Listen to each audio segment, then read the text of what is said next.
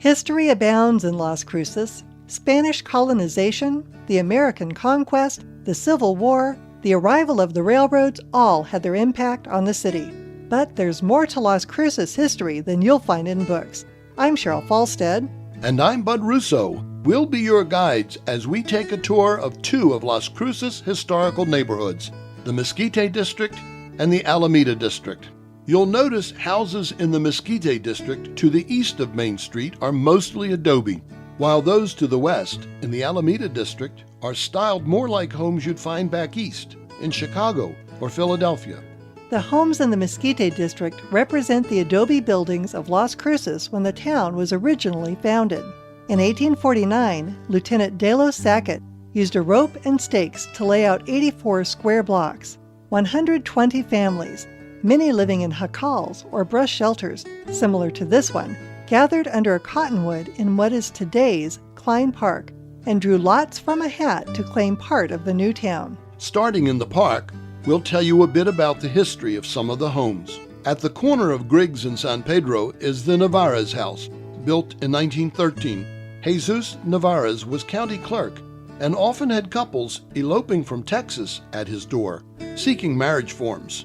A block west at Griggs and Compo Streets is the Baumbach House, built in the late 1880s by Otto Baumbach, a merchant from Prussia. In 1927, the property was purchased by Manuel Chavez and converted into apartments, which were home to career women. Today, the building is used for offices. At the corner of San Pedro and May is the territorial-style adobe built in the 1890s by Santa Rosa Rico, a freighter who survived a wagon train massacre. Moving south on San Pedro to Bowman Avenue, we come to two houses across from each other. The house to the west is the Jose Comunes house, a hip-roof, stuccoed adobe built around 1920 by Jose Comunes, who was a town trustee in 1914. Across the street is the Jesus Medina house. Medina was an artist and sign painter who designed and built this house himself in 1907. Notice the large arches and deeply recessed porch, elements of Mexican architecture. At San Pedro and Amador are the Roybal apartments, built in the late 1880s by Vicente Roybal. This typical New Mexican adobe house, with its stepped buttresses, has changed little since horse-drawn freight wagons stirred up the dust. At Loman Avenue, another block south, is the Alvarez house, with its beautifully preserved pedimented windows, reflective of the better-built homes of the territorial period. We're going to walk one block east on Loman and head north on Mesquite. At May and Mesquite is the Barncastle house and store. Tony Barncastle, who built the house in the 1920s, was a descendant of John Barncastle, who came to New Mexico with the California Column during the Civil War. Note the truncated hip roof covered with corrugated metal. Just a bit east on May is the house built by Primitivo Gonzalez. What sets many of the Mesquite homes apart is the design of their parapet. Here we see the gentle curves of an undulating parapet in the California mission style. The brick coping is a territorial feature usually reserved for level parapets. At Court Avenue and Tornillo Street is a building known as the Long Adobe. Built in the late 1800s, it occupied a quarter of one of the original townsite blocks. It was one room deep, with each room having its own door and window, which is probably why it was, at one time, a bordello. The last house on our tour of the Mesquite District is the Sanchez home. Built in 1849, it was a two-room, plain-faced adobe.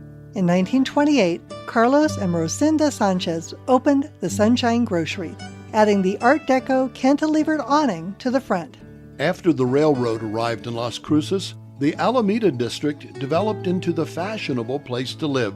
In place of Santa Fe-style adobe, many of the homes featured Gothic, Queen Anne, Georgian, Pueblo Revival, and other contemporary styles. Of the homes in the district, nearly 200 of them are classified as historically significant. A tour of the Alameda District focuses on Pioneer Park, developed in 1896 by the Women's Improvement Association because children had no place to play. When it opened in 1898, the park was termed the first green spot in Las Cruces, worthy of note. The hipped roof gazebo, with its graceful arched openings, was built in the 1920s. The street on the south side of the park is Las Cruces Avenue. It was originally called Depot Street. The street was paved from the station into town to impress visitors getting off the train. There are a number of historical homes on Las Cruces Avenue, just east of the park. This is the Duarte House, now 100 years old. It was built by Sixto Duarte in the California Mission style, solid and square, with high ceilings and a breeze-catching central hallway. Mark and Edith Thompson received this lot as a wedding present, and in 1909 built this one-story stuccoed adobe. It has open eaves, wide roof overhang, and exposed rafter ends in the popular California craftsman style. Across the street is the Brannigan House, home of Captain Thomas and Alice Brannigan. Captain Brannigan was an Indian Scout and Mescalero Apache agent. Built around 1910, the two-story colonial was constructed of artificial stone, concrete block cast as rusticated stone. Alice Brannigan endowed the library for the city of Las Cruces. Built in 1935, the original library is today's Brannigan Cultural Center. The next house was built by attorney Robert Posey around 1928. It is a high-gabled brick house that shows the Tudor Revival style with its half-timbered gabled ends. The Judge Frenger House, close to downtown, is a large Spanish Pueblo Revival adobe residence dating from the 19th century. Numa Frenger served as a Rough Rider during the Spanish-American War and was a judge for many years. Some claim Frenger's or his wife's ghost is seen from time to time. This house on Griggs Avenue, built in 1890, was the home of the younger Sam Bean, who, like his father and uncle, was a successful saloon owner. His uncle Roy was more famous as the law west of the Pecos. The Elias Day House, also on Griggs, was built in 1896 and is a Queen Anne-style brick house. After his death, his wife Grace hosted tea parties during World War I for wives of servicemen overseas, and the home became known as the Party House. Built in 1905, the Amador House on Miranda Street is a stuccoed adobe. It has a truncated hip roof with a decorative balustrade, a central entrance door with transom and side lights, and a cement block with an iron ring where visitors could hitch their horses. This Victorian Queen Anne-style adobe home on Court Street was built by William Reinerson, a member of the California Column. He earned his wealth from mining interests, including the Modoc Mine in the Oregon Mountains. It has a large round porch, elaborate rake and frieze details, ornate windows, and etched plaster to resemble cut stone. It is the only adobe Queen Anne-style structure remaining in the United States.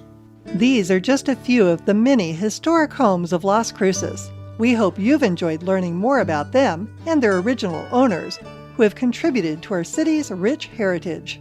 This podcast is sponsored by the Las Cruces Convention and Visitors Bureau And produced by Explore New Mexico.